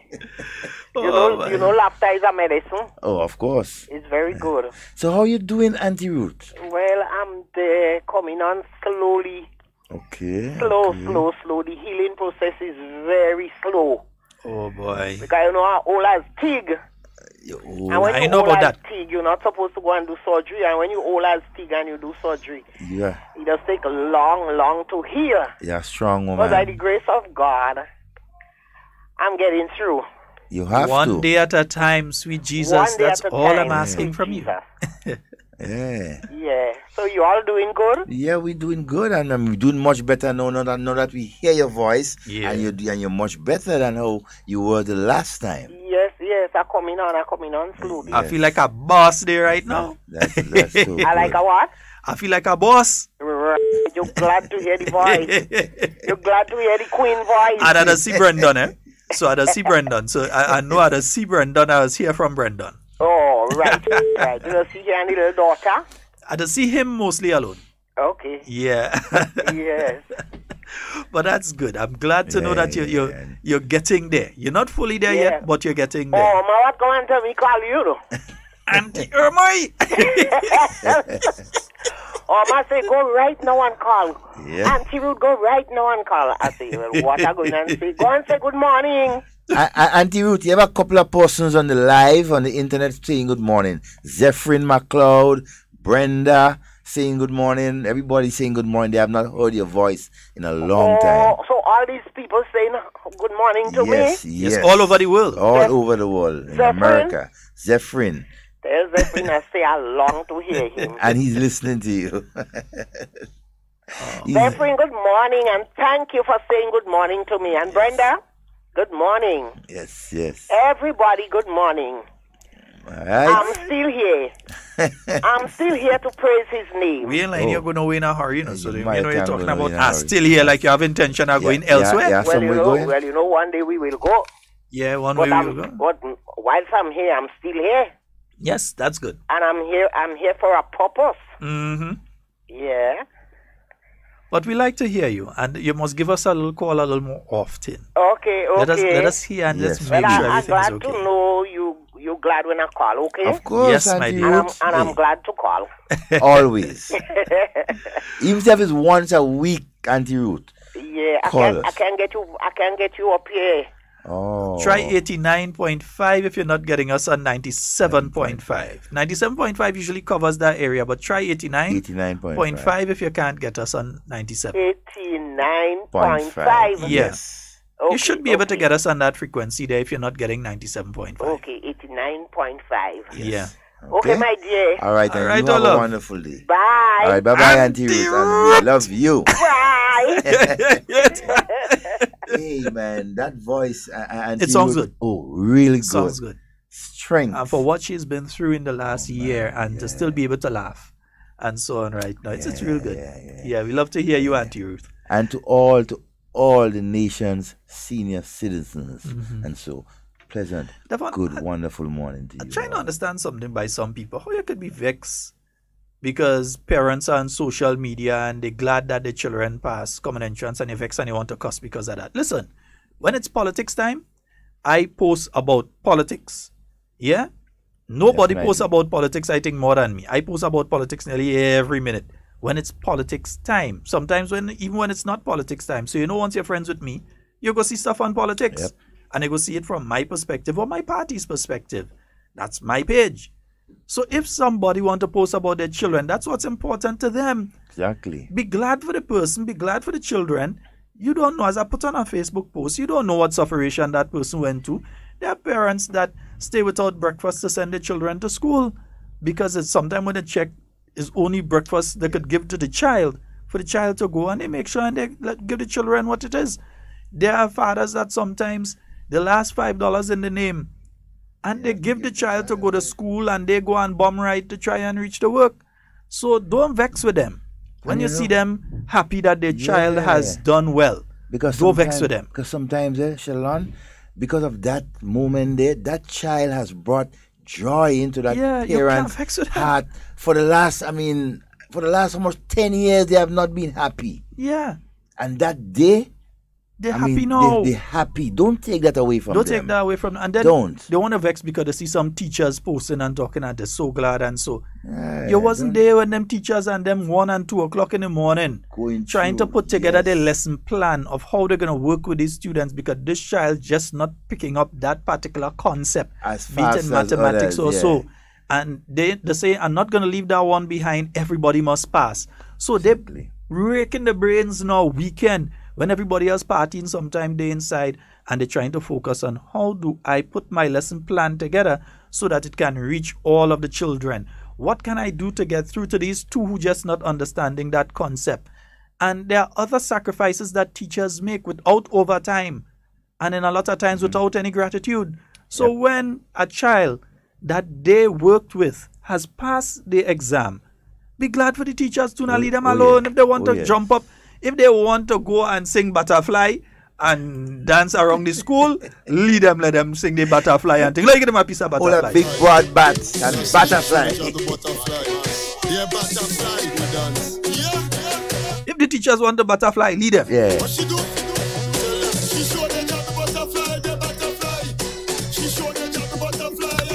That's a Butterfly. They say road march. I don't know. I want to see how they thread the needle.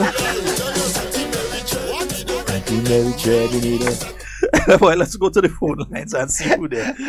Good morning. Yeah, good morning, Sheldon. Good morning, Devon. Good morning, my friend. Devon, I want to say congratulations to all the students that have been successful in the exam, and to the teachers, and to the school and principals. Because them schools, the teacher put out a good work. To all the students that be successful in the exam. And there is a time for the teachers to rejoice when the students do good. The parents rejoice. Brother Sheldon, to know that you have a child going to be successful, there must be a joy. You must feel happy. And you have to rejoice about that. And I want to let them students that be successful know that as they enter into a higher learning institution, I wanted to let them know the purpose why they enter there is to make it a better child in society. Alright? I want them to know that they have to focus, stay focused. And that if you stay focused and put your mind, body, and soul in everything, you will achieve great success. I want to say to the students that they were not successful, they had to work harder, Work harder in the subject that you're weak in. Those that you're strong in, work more hard. Work harder. Alright? And I will say next time you may be this island scholar. Alright? Don't regret. But I want to say keep fighting. One day to come you'll be successful. I want to say to the children, God bless each and everyone be in perfect health, and let us stay focused on the job in front of them as they enter into a higher learning institution. God bless you all. Sheldon Devon, you all have a wonderful day. All right, my thank friend. you. Have a wonderful day. All right, and let me say to all the Muslim brothers and sisters in Grenada, yeah, let me say, I know Eid al-Fitr is coming up later this week, so I say Eid Mubarak to each and every one of you, huh? All right, okay, we speak in English today, we're talking English. Yeah, happy Eid to each and every one of you. Nice? Yeah. Yeah, no, Eid is supposed to be between Thursday night and, no, Friday and Saturday, is it? Friday and Saturday or Thursday and Friday. One of the Muslim brothers will call and say exactly what it is. Yeah, because we do have a Muslim community here in Grenada, and Eid is a major celebration for the Muslim community. All right, 440-7377. That's 440-7377 and 347-329-3101. That's the overseas line. Oh, who's this person trying to call me there now? At What kind of thing is this? Hour on your cell phone. Yeah, boy. Interesting discussion on GBN this morning. You know? Oh, yeah. Yeah, interesting discussion on GBN this morning. Yeah. Deputy political leader of the NDC. I've not seen him in a while. The man give all kind of indication like he has no intention of going anywhere. So when he was asked, the man was asked a question about 2 loss. The man come and talk about Uncle Tilly he lose how much time and he come back as prime minister. Then he go down in Guyana and he called Chedi Jagan and he go in some other country, call some other person and all kind of thing. What that has to do with him? But the bottom line is, twice the people at St. Patrick West tell you they don't hire. So you want to tell yourself that, okay, you know better than the people at St. Patrick West. The majority of them say they don't want you. And they decided, go back. I know where you're going. I want to stay. Go back. You want to see your final. Good morning and welcome. Good morning. Hello. Hello. No, the phone on. Hello? We hear you, no, the phone on. Morning. Morning, sweetheart. Go right ahead. Morning, Sheldon. Morning, love. Yeah, I'd just like to big up my grandson, Jamie St. John, calling from Grand Mall. Okay. Yes, and he passing off the exam. Beautiful. Coming from his grandmother, all the St. John's family, and to all the children in Grand Mall who pass common entrance, I like to say hats off to them. So the St. John's from St. George. Especially my grandson. He's very loving and keeping and loving. So he had us to pass because he had a lot of love. Beautiful. All right, thank you so very much, my dear. Yeah, that is St. John's in St. George, Northwest. Yeah, St. John's. Yeah. You know, I was listening to Dum Dum earlier today, and you understand, right? I was listening to Dum Dum, and he make a statement there. And let me clarify something, because these guys tend to make statements without knowing what they're talking about. He was saying that under the NDC there was universal education, basically that everybody that was sent forth to do the CPEA were allowed to go into the secondary school. You didn't have anybody you didn't have anybody that failed. Yeah. Everybody was just sent. Automatically it was sent. Now let me say this though. It was discontinued, and the reason it had to be discontinued was because it was a failure. You had a situation that children who did not possess basic literacy and numeracy capabilities were being sent from the primary school system into the secondary school system. Disaster. And you know what ended up happening with those children? And so they went into the secondary school system and they became the ones that created the biggest set of problems, which is why the entire system doing it like that had to be discontinued, because they would sit in a class and because they do not have the basic literacy skills, they could not follow properly what was going on. And instead of participating, they did everything in their power to be thrown out of the class. And they began disrupting classes in many schools around the island. So as such, it had to be discontinued. It was not working. If you are sure that all of the children that were coming through the primary school system were at a specific level regarding literacy and numeracy. Because some of these children, it's not that they're dunce, because it have no such thing as far as I'm concerned, unless you're talking about dum-dum, but there's no such thing as dunce. What happens is that some of them may have various learning disabilities. Yeah. And I'm not talking about learning disabilities to the point where you have to send them to the school for special education. Not that far. No. I'm speaking about they may have dyslexia. They may have dysgraphia. Yeah. Now, dyslexia is that they don't see words in the same way that we see. They kind of see it in reverse. Dysgraphia, they kind of write, because I suffered a bit with dysgraphia myself in my early days. Yeah, I used to write some stuff, I used to write it kind of in reverse, because that's how I was seeing it in my mind. I would see it in reverse. Yeah, my brothers and sisters would tell you, even when I read a newspaper, I used to read the newspaper all the time from the back to the front. Never used to read a newspaper this way. I always had to read it that way, starting in the back and going to the front, and different things like that. There are different learning disabilities, but if they are not identified, and if the persons who should identify and then address them do not address them early enough, you end up with situations where these children would lose out. So you can't just take them and dump them in the secondary school system. It was wrong. Yeah, and I'll come back to that in a little while. Good morning and welcome. Hello. Good morning. Hello. Hi, morning. Hello. Morning, my dear. Yeah, Sheldon, I called back here. The reason why I called back is it to be very hypocrite if I did not say thanks to the teacher, his teacher in Heinz's school, for bringing him where he is, because he did not have, he had 3 weeks holiday and he was not home. She teach him, and Miss Jean Nash. The two teachers that really push him. Don't afraid to call the name. Thank you. All right, my dear. Yeah. All right, Miss Nash and That's Grandma, Miss St. John from Grand Mall. All right, my dear. No problem. Thank you. All right. Yeah, sometimes we call the teacher name. If the teacher do something, we want to call the teacher name when they do something good. Call the name. Yeah. And you know, talking about the teachers, some parents, or some of us as parents, do not appreciate the lengths that a lot of our teachers go to engage and to help their children.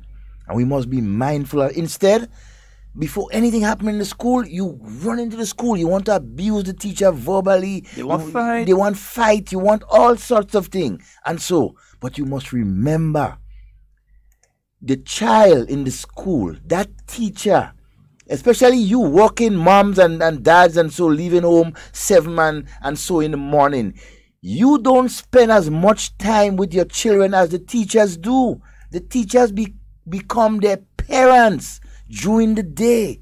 We must respect and appreciate the teachers who are taking care of our children in our absence. Yeah. Make no mistake about that. At the same token as well, it's important for us as parents to follow up on what is taking place with our children. Some parents don't even look at the reports. Yeah. They see the report book coming, they don't look at it. Because if you're looking at the report book, it can give you an indication of if there's a problem with your child and which direction you need to go. Because if they're having problems with literacy, with reading and so on, there are different techniques and so that you could use at home with your children. The same time you spend to go on YouTube and research all kind of thing about Rihanna and she latest gown and all kind of thing. Spend some of that time on YouTube finding out how to educate your children properly, the Pope gown, so that they could come in the first. They could come in the first 10 in the island. Yeah. Ask the parents whose children came in the first 10 and first 20 and so on, what they did, and you would realize that many of them, they did similar things. You know, they spent that extra time. Yes. But not only that, they kept in contact with the teachers, and there are teachers and then there are teachers. And they go PTA meeting and things. Yeah, you spend the time with your teachers and you find out from the teachers. You have that relationship with the teacher. Okay, I think that he needs assistance with numeracy. He's having a problem when it comes to mathematics and so on, but he's okay with literacy. Or he's having a problem with literacy, but he's okay with mathematics. Or she's okay with this. So that you need to spend some time addressing those. Yes, they can recognize it in the school, and then there's only so much they can do at the school level. But if you show no interest, your child will fail. Definitely. If you show no interest, your child will fail. So you have to spend that time working with them, especially on the areas. When you look at the report book, you realize where they're weak. So you realize that, okay, social studies, and you realize general knowledge. They can't tell you the prime minister of the country is. They can't tell you, name 3 former prime ministers in Grenada. They can't even tell you their own parliamentary representative is. Yeah, no, that's civics. But these sort of things are important. And letting them, sometimes I wonder if I should really let them look at the news, because you wonder sometimes at some of the things that come out sometimes as news. But it's important for them to have that general knowledge of what's going on around them. You can't hide these things from your children. You can't. And you have to be able to identify the learning challenges that children have. So don't just look at those who may not have passed and think that, okay, the system should have been there where all of them going into the secondary school system. That would be wrong. That would be wrong. Some of the most disruptive students, when we came into office in 2013, some of the most disruptive students that you found in the secondary school system were those who were lacking basic literacy and numeracy skills and were just sent into the secondary school, dumped into the secondary school because they saw them as garbage. So they just dumped them, get the problem out of the primary school system and put the problem into the secondary school system. If they do an assessment, you'd realize that the majority of those students who otherwise would not have been sent into the secondary school system did not complete their 5-year term in the secondary schools. Most of them drop out. They didn't even get to complete their time because they were ill-equipped to deal with the secondary school system. And then what you're going to do, put the burden on the secondary school system now to create a program to deal with these children that should have been addressed at the primary school level so that they have it easier when they go to the secondary school level. So instead of spending 5 years, some of them spend nearly 10. No, it can't operate like that. You know, another thing. So when I get dum-dum and them talking shipping, I wonder sometimes. They don't know what they're talking about. Yeah, go ahead. Another thing too, parents, especially when you have 2 or 3 children going to school, and so we must always try to get the elder ones to assist the younger ones. For example, you may have 2 of your children going to secondary school, and you may have another 1 or 2 preparing for CPA. You have to let them engage each other, right? And so, because what you will find is that the distance in terms of the sharpness, right, is closer than with them than you and the child, right? Because they are in the school still. They can be an additional help, right, to the younger ones getting ready to do your CPA and so on. Even those who just went into the secondary schools can also get that help. I mean, we have to dig up and think of all sorts of things to help our children to continue to move forward. Right? It's a difficult thing, right? The educational system and so the different what you call it, syllabus and all, it changes almost every year, and so, right? So you need to continue to help your children, right, to keep up, and so, and you'll definitely see the results. And to those parents who are doing that, congratulations to you, and continue, right?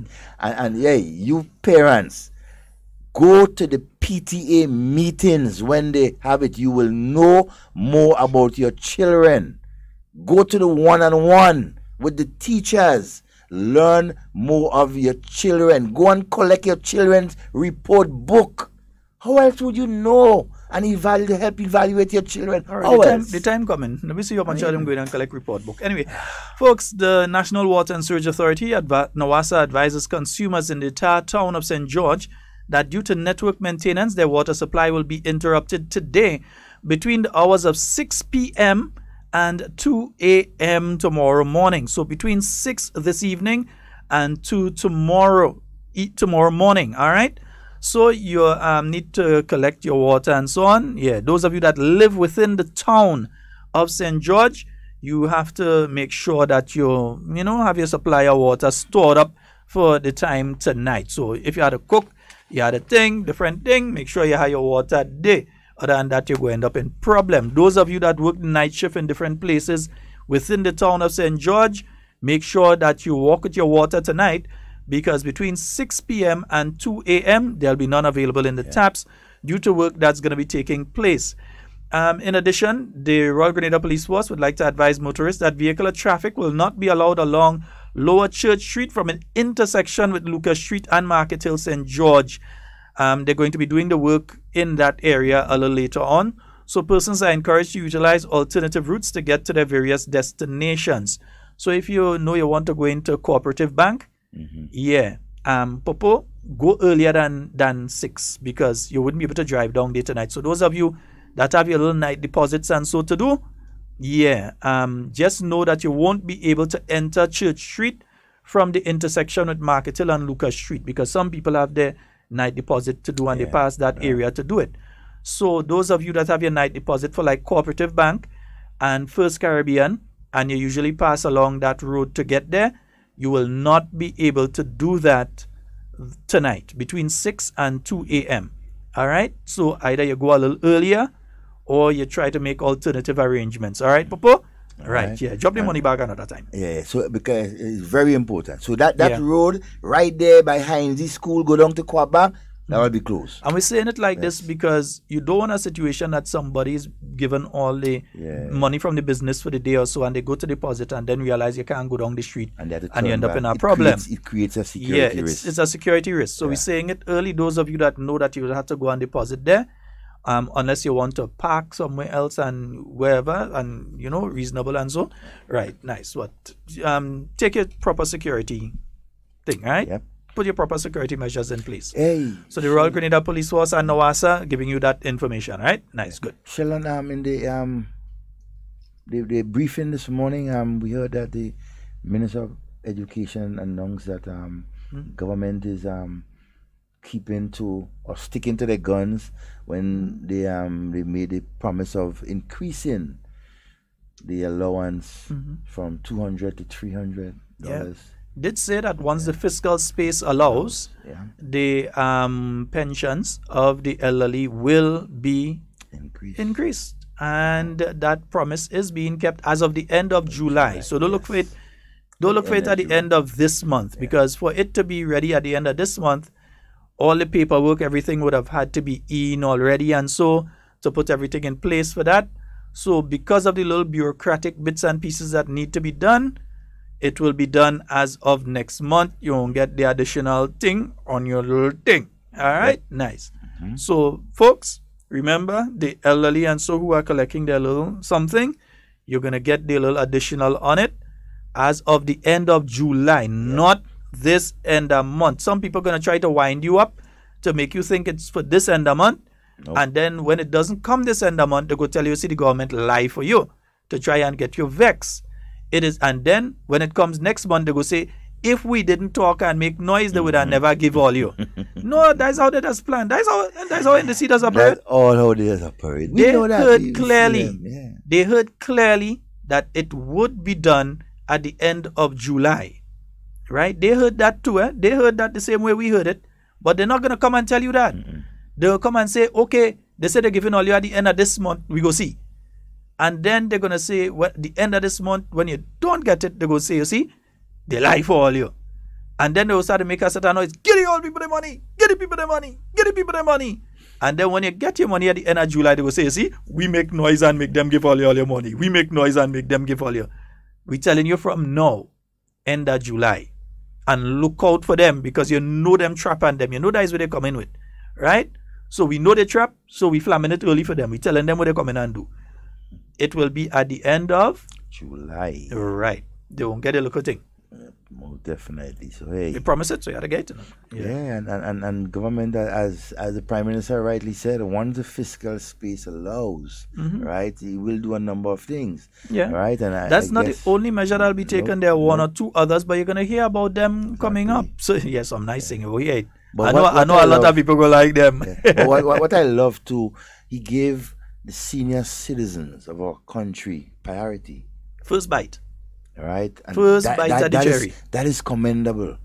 That is commendable, by the Prime Minister and the team at the Ministry of Finance, the government on a whole, in ensuring that the senior citizens, right, ensure that they are getting that raise. I mean, kudos to you, Minister of Finance, and your team, Honorable Prime Minister. Yeah. And the New National Party Women's Arm, they're having their nice lime on the 6th of July. That's going to be taking place up at the Mount Helicon. Chicken and chips, lambi waters, bacon, fish cake, fried bread, fruit jacks, Bigfoot sauce. The bar will be solid, like North Korea, USA arrangements right now. Watching them thing there. Popular DJ. Kim and Trump. Yeah, Kim and Trump. Kim Trump. Yeah.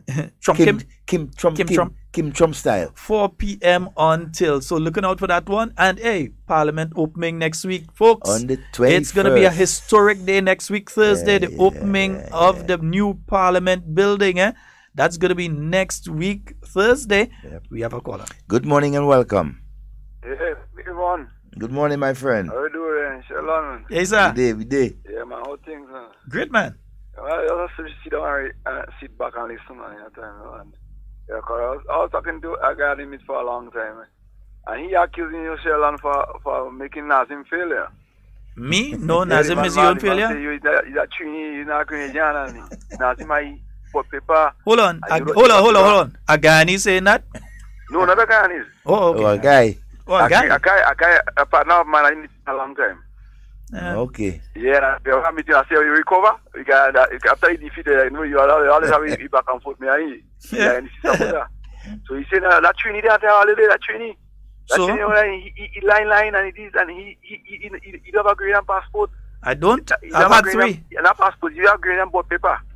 He say look, no, I don't. Nazim have a Grenadian board paper. And so you are saying thing about the man and make people think and cause the man to fail and all kind of thing. The man say Nazim never beat Prime Minister before and he will never be Prime Minister. I say you're not a poor man. Just because you're a serious poor man, and you realize that so much. You cause a whole man to lose. You even bothering to have a conversation with them?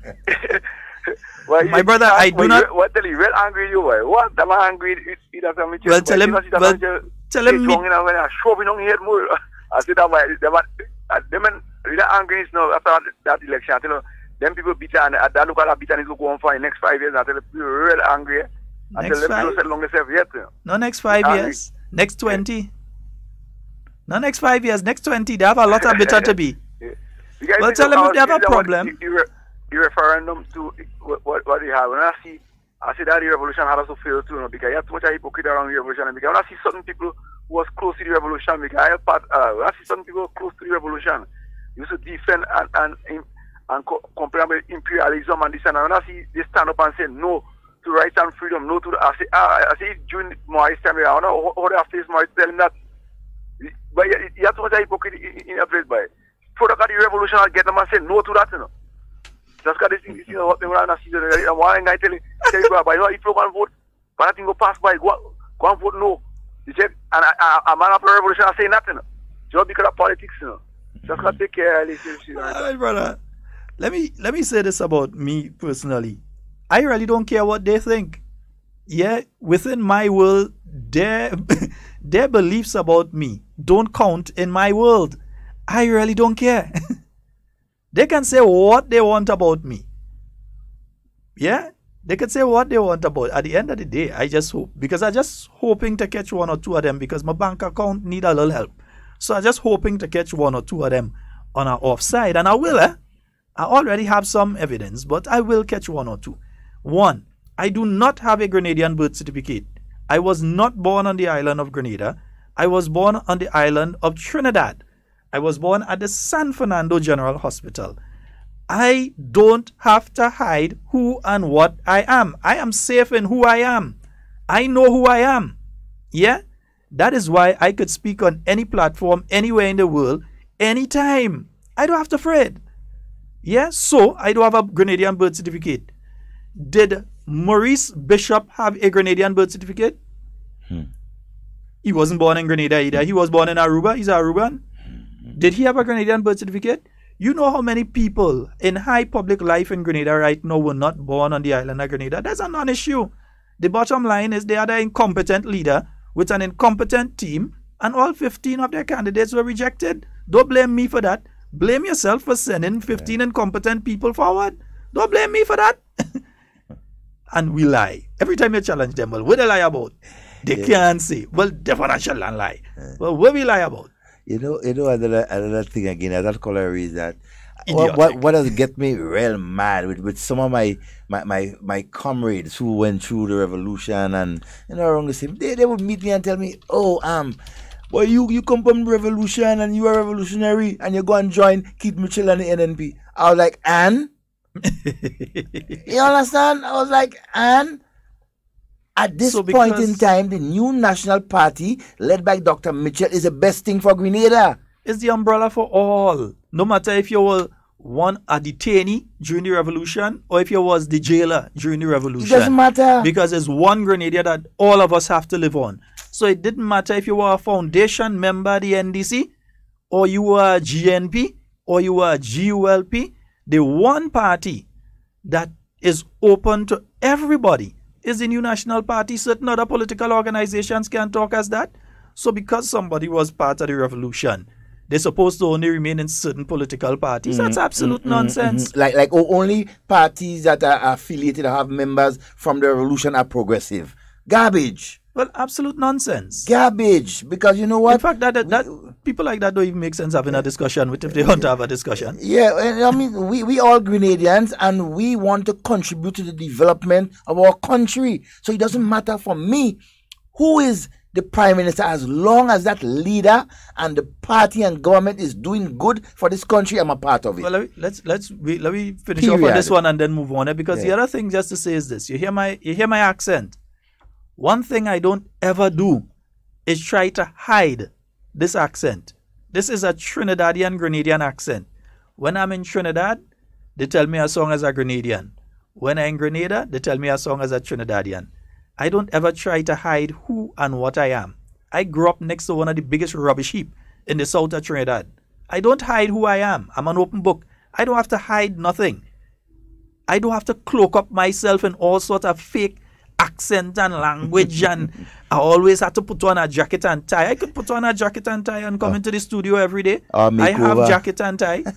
I have shirts until shirts that I don't wear. I could go and do over and shave off every grain of hair on my head or go and fix up nice and every minute and come inside here. But I don't have to put on any facade for anybody because I am who I am and what I am. You know what, Sheldon? So anyway, back to other business. No comments. No comments. Yeah. Back to other business. Yeah. Yes. So also letting you all know that there is, this one comes from the St. Andrew Southwest constituency. There is a change in the date for the Father's Day show. Yeah. It was carded for this Sunday. It's been put to the following Sunday. So it's going to be on the 24th of June. I think we have a caller. On the 24th of June instead. Good morning and welcome. Devon. Hey, good morning, bro. Devon. Yes, sir. What's up? Good man. Who is the PS in the Ministry of Education? PS in the Ministry of Education is Finley Jeffrey. Mr. Finley Jeffrey. That's a scholar. Yes, it is the scholar. It is a scholar. And he's not just a name scholar. The man is a very intelligent and qualified individual. I know. But the last time me and a partner went and fish. We pulled up 3 fish. I name one scholar, I name one Devon, and I name one Peter. I ain't taking part with you on that. You see, you're looking for drama. Have a good day. Go your way. You're looking for drama here today. Coming and talk about it. There many no fish. There many no fish. If you understand what fish means, God. Let me clarify. If you understand what fish means to young people right now, don't call them fish. You will call them fish. Hey, also, it's important for me to let you all know, if you're a British national, in other words, if you, Joseph, well, he's in St. Kitts right now in Operation Trade Winds. Yeah. But if you are a British national and you're on the island, now the British consular team, they'll be in Grenada on June the 19th. That's next week, Tuesday. Yeah, they will be in Grenada next week, Tuesday, between 9 and 11. So they'll be here, at the Koyaba Beach. So if you have any problems, your passport or any other issues, and so you can go out and meet them. They'll be here in Grenada, the Koyaba Beach Resort, 9 a.m. to 11 a.m. That is the British Consular team. For those of you who are British nationals, expatriates, etc., you're here in Grenada. You can meet them next week. We'll continue to remind you about that meeting. All right? Definitely. Nice. And if Fisherman's birthday coming up, 2 things live in St. John. Live in St. John. Yeah, and then we have the police week continuing again this week. They have not night of the ranks, commissioners thing tomorrow night. And then night of the ranks Friday. On Friday. Yeah. No jeans pants. And they just cut out my whole wardrobe on me. The men say no jeans pants. Cut out my whole wardrobe. Now. Oh boy, no jeans pants, boy. But you could. I mean, the jeans always could match with anything. With a suit and everything. I mean. Yeah. But hey, it's the police officers, and we have to respect and abide. They are the law of this country. Good morning to all of you, and continue to do that excellent job you have been doing over the years. Yeah. So again, New National Party keeping its promise. Remember, folks, so the additional payment to those pensioners will take effect the end of July, not at the end of June. All right? Because we know them. We know how they does think. We know how they does speak. And they don't realize it are 6,000 people just like me here. Yeah. But they know how they does think. We know how they does speak. So we know they're going to try to make people feel that it's going to be paid at the end of this month, or that the promise was for the end of this month. It says that at the end of June, there would have been a review. So the review has taken place now, and you realize you do have the fiscal space. So you're going to do it from the end of July. So the elderly people won't get a little extra kakada at the end of from the end of July going forward. Yep. All right? Yeah, for whatever, no going back? No right. going back. Nice. So that is how it's going to be. All right? So don't let them try to fool you and make you feel it's the end of June. And then when you don't get at the end of June, they come and say, they promise it, end of June, we don't get it, and all kind of thing. If we didn't talk, you see, we'd never get it, they'd never give it. And no, that's not the case. Yeah. Watch. And I want to make an appeal to all you women out there, right? Women out there and children of that. Sunday is Father's Day. Treat those fathers good, right? I mean, it's all about you all and what. Treat the fathers good. There are fathers out there who continue to do an excellent job in taking care of their families. And so, there are those who might lapse and they might be delinquent in whatever. But they are fathers still. Anybody that I see, let me take this call and then we'll come back to this father's thing, okay? Yeah. Then we'll come back to it. No. Anybody that I see on my Facebook profile that come with this stupidness about any woman that come with this thing about Happy Father's Day to me, I deleting you. Yeah. And I deleted. No, seriously, I deleted another you. serious thing. Because when it's Mother's Day, I'm a single father, right? Me and my son alone that live together, right? I'm a single father. You didn't see me Mother's Day putting up anything about Happy Mother's Day to me because I carrying out both roles. You didn't see me putting up that. So, I mean, we got to stop this stupidness about when it's... That is why we end up having problems with some men taking their roles as fathers seriously with some of this nonsense. Some people don't realize that by their actions, you create a specific reaction. Yes, not all men are fathers. Some is just the man that you make the child with. Not all men are fathers. We understand that, right? Yes, we understand that. But why should you use the day when you should be celebrating men, when you should be celebrating fathers as the day to bash men? We don't use the day that we should be celebrating mothers as a day to bash women who are not proper, because not all women is proper mothers. Not all. We don't use that day to bash mothers. Why should you use the day for fathers? Celebrate fathers. Yeah, whether it's your own father or the father of your children, celebrate fathers. Even if it's your grandfather, celebrate fathers on that particular day. It's only fair. Nice? Any all you see with this app, deleting all you. I ain't even blocking or deleting all you. Yeah. I'm not thinking about, happy Father's Day to me.